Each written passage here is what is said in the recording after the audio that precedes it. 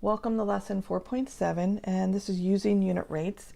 And that's how they do want you to solve these problems, by using unit rates. But I'm going to show you the other methods as well. They talk about going down to a unit rate and then bringing it back up to what you're trying to find out. But you can also use cross multiply method, which we call proportions, to answer these. So just want you to make a note up here. Let's see. So unit rate, often we might have to go down to the unit rate. Then you need to bring it back up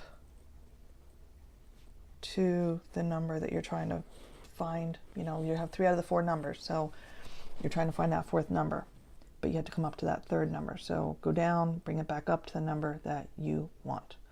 All right, that's one way, using a unit rate.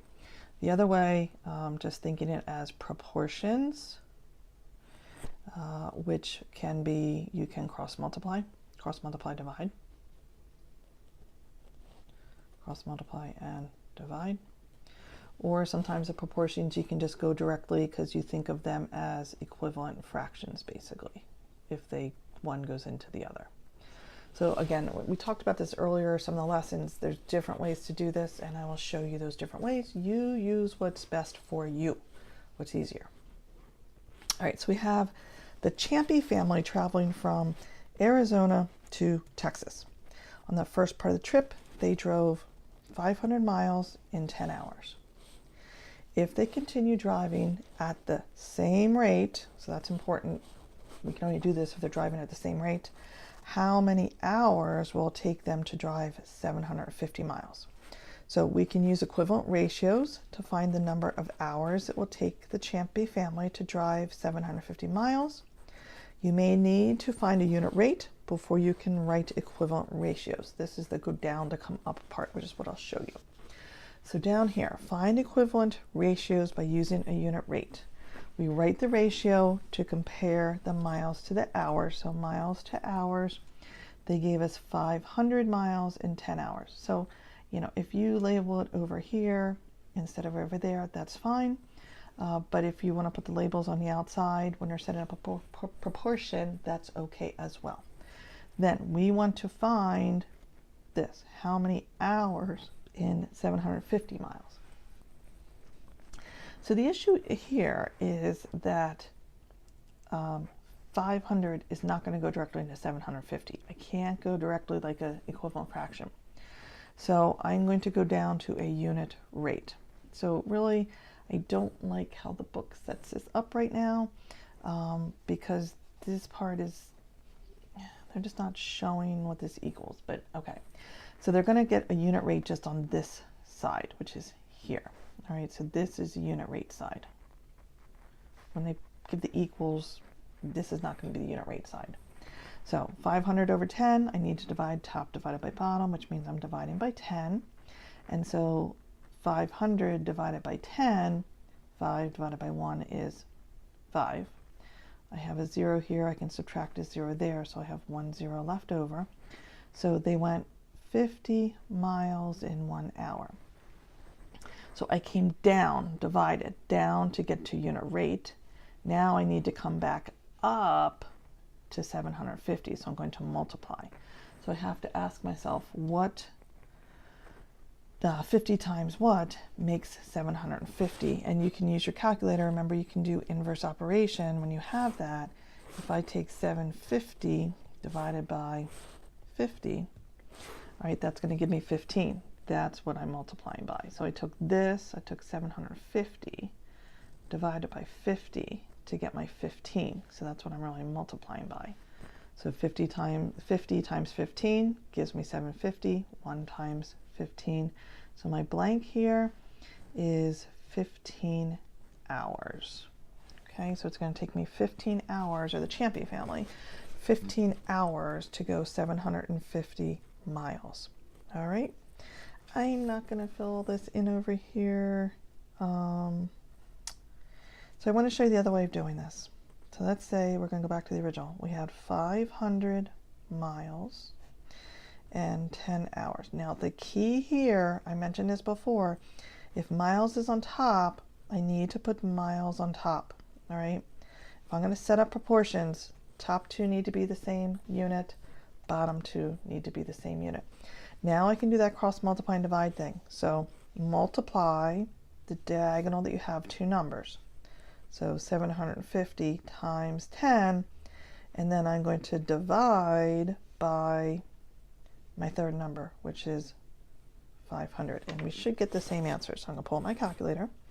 750 times 10 equals, and then divide that by 500, and I get 15. I get 15 hours here, my missing piece. Okay, so whatever two numbers are on your diagonal, that's the two you multiply, and then you divide by the third number. Why is that? Again, what's really happening? Bring it down here. I have 750 times 10. I'm setting that equal to what I had here, which was 500 times a variable. I'll call it m. And I have to use that inverse operation to isolate my variable. Divide by 500, divide by 500. So you can see here, 750 times 10, 750 times 10, divide by 500, divide by 500. And I get my missing 15. All right, so my answer was 15 hours. Our next example is on page 250, and I don't make you do these models, okay? So you don't have to do this bar model to do this. I think it's just much easier to set up your proportions, and so I'm going to answer this problem, do the work over here. And I'm just going to use that cross multiply divide method because I think that's what most of you are going to do because it's probably your easiest method. So Kenyon earns $105 for mowing 3 lawns. Okay, so I'm going to circle that piece together, underline or circle. How much would Kenyon earn for mowing 10 lawns? So remember, keeping units at the same place is really critical. And I like to put money on top. So $105 for 3 lawns, equal sign. And now money on top, so money on top. That's what I don't know, so question mark. And I'm trying to find out for 10 lawns. Okay, so first thing you should always check is, can I go, again, arrow goes to the unknown. Can I go directly from 3 to 10? No, so I can't really treat it directly as a equivalent fraction type problem. I'm going to cross multiply divide. So get your diagonal that has the two numbers, 105 times 10. So 105 times 10, and I'm going to divide by the third number, my 3. So I get 105 times 10 equals, divide by 3, and I get $350. Yeah, that's a pretty good gig there. $350 for 10 lawns. Okay. What they're doing here, another good way, is finding a unit rate. So 100, so I'm going to show you here, go down to come up method. Oops, sorry. All right, I hope I had that shown over there. 105 times 10 divided by 3 was my 350. So now, doing a unit rate method, 105 divided by 3. So 105 divided by 3 equals 35. So Kenyon is earning $35 per lawn. And then I can just bring that up. Again, I'm going to show it here. So 35 for 1 lawn. And I want to come up to 10 lawns. So 1 to 10 means times 10. So 35 times 10 gives me that same answer, $350 for 10 lawns. So your choice, you can go down, down, divide down to unit rate, multiply back up to come to what you wanted to get to, which was 10 in this case, or the cross multiply and divide method. Both are wonderful methods for solving these proportion word problems. A quick little example, same page, page 250. We're still dealing with Kenyon and his lawns. So let's see what happened. Last summer, he earned $210 for 7 lawns. So 210 for 7 lawns equals, how much did he earn? So my question mark is still up here with my money, for 5 lawns. All right, lawns are on the bottom, money on top, you got to keep same across the top, same across the bottom. Cross multiply, divide. So multiply those two numbers, divide by your third. So 210 times 5 equals, and then divide by 7, and I get $150 for my 5 lawns. All right, or if you wanted to do unit rate method, 210 divided by 7 would give me $30. 21 divided by 7 is 3, 0 left over, so really unit rate here, unit rate of $30 for one lawn. And now I'm bringing that back up to my 5, so times 5 times 5 is going to give me that $150 for 5 lawns. You choose your method. Just quick example on the next page are not word problems, but page 251. Again, these are those proportions. You can use either method. So they say use a unit rate to find our unknown. Your choice. You can go down to the unit rate, come back up, or if you want to cross multiply, divide. All right.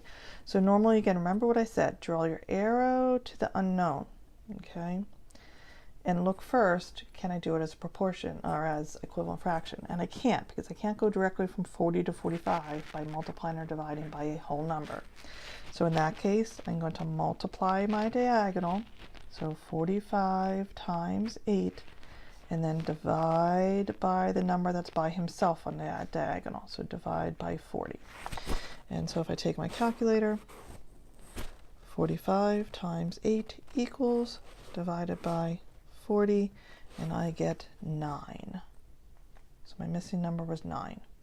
And make sure 40 goes up to 45, 8 goes up to 9. So that's good. A little double check. If this one goes up, this one can't come down. All right. Over here, I'd multiply by those two, divide by 14, multiply those two, divide by my 8. So just make sure it can be set up either diagonal. Make sure you multiply by that diagonal. You have two numbers, and then divide by the one that's with the unknown. And that's it for unit rates. Pretty simple stuff. And I think we have one more lesson after this. See you in a bit.